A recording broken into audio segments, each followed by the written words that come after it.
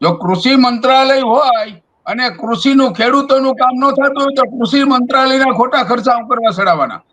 રાઘવજી પટેલ જેવા ખોટું બોલે કે યુરિયા મળે છે, યાર વિચાર તો કરો. આથી બદતર માણસ કોણ છે કે આપણા રાજ શાસન ઉપર જઈને બેસી જાય આવું ખોટું બોલે છે? આની આપણે જરૂર શું છે? અને હું ગુજરાતનો ખેડૂત આને સહન કરવાનો છે?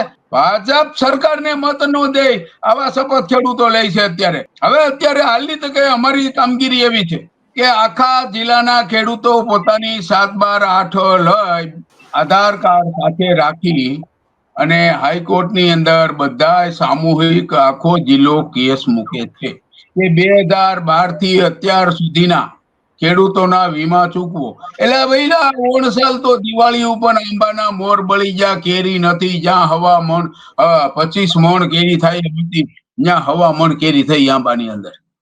તો એનું પણ સરકારે કઈ સાંભળ્યું નથી.